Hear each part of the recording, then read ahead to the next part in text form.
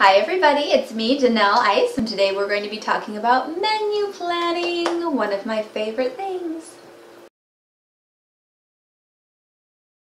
So today we are talking about menu planning and how I menu plan. So I thought I would show you my tools that I made up, and the menu plan that I made worked so well for me that I've had the same one for I would say about 3 years, and then in 2011 I went in and made a modification to it where I added snacks.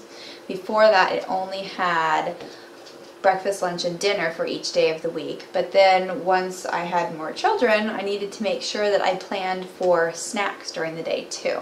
So I'll show you what it looks like. Here is my form, and this is a simple form that I made up on my computer, and then I printed it out on cardstock and laminated it with my laminator, which I cannot live without because that is how I make the materials that help support all of my home systems that keep my home organized and running smoothly.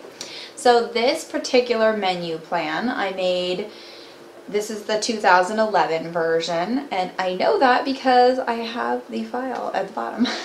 So in case I need to find it, I can. And for each day of the week,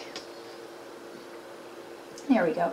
For each day of the week it's listed with the date, and this is laminated so that I can use my dry erase or wet erase marker on it to plan. I happen to use a wet erase marker on my laminated menu plan because I keep it on the outside of the refrigerator with a magnetic clip, and if I had dry erase marker on there it could easily get smudged or smeared, and then all my information in my planning would be gone. So that's not good for me. I want to make sure that it stays in place, and the wet erase marker is good because you write it on there and the only way that you can get it off is with water. So you can run the entire menu plan under the faucet and let the water roll off all the ink once you're done with the week, or if you've made a mistake or need to make a change, you can just get a paper towel wet and then just use it to clear out the box that you need to make changes in and write over it. The wet erase markers are good for so many things for us homemakers and housewives. It's amazing. So let's get back to my tool that I've made up, my family's menu plan, which is pretty basic. The day of the week has a slot for breakfast and snack 1, and that is the snack that in our family is at 9:30. And then lunch and snack 2, as you can see, SN2 is snack 2, and that's for the snack that goes at 2:30 when the kids get up from their nap. They wake up and they have a snack. And then dinner time is a bigger box because that allows me to write more details about the meal that I'm going to make, and normally dinners have more sides and just more components overall than breakfast and lunch and snacks, so it needs more space. But that also allows me to use this bottom part right on top of the line if I'm going to be adding a dessert. If we're going to be having a dessert, I just write dessert and what it is right here on this bottom line. So it's right underneath the meal, and that way I remember to make it or get it out, and the kids know that it is a special treat night for us having a dessert after dinner.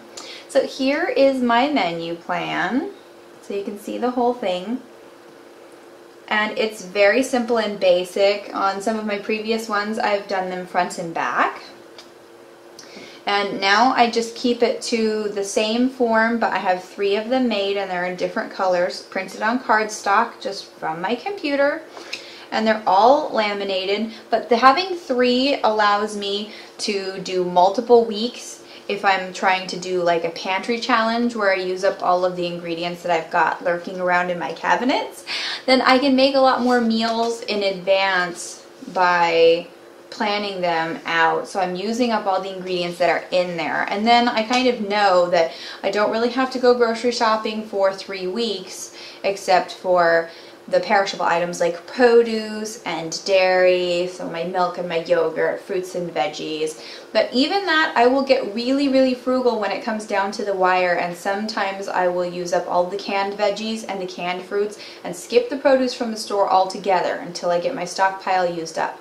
This is so important because If you have got all of your stockpile used, then you're going to make sure that nothing is expiring and having to be thrown away. There's nothing that bugs me so much in running a house as having to throw away food because you didn't know you had it, it was buried behind something else, you didn't use it in time. It's horrible. It's so horrible. So it negates all of your savings if you're having to throw away food, especially if you got a great deal on it in the first place. Just make sure you use it. Get your menu plan and get those rare single ingredients out of the pantry and onto your menu plan. And toward the end, this might look a little bit strange. There have been times at the very end of our pantry challenges when my family has been boggling their minds over why we're having tacos and, you know, pancakes and different kinds of things together that really don't go together for a meal. But if you've got it and you need to use it up, it doesn't really matter. Sometimes you just have to use it and eat it and forget about it. And that's all I have to say about that. If you're wondering why menu planning is such an important and big deal in running an efficient household, then watch my video on why menu planning is important. I'm Danelle. Thanks so much for watching. Make sure that you subscribe to my channel, Home Ever After, so you don't miss any of our home and how-to videos.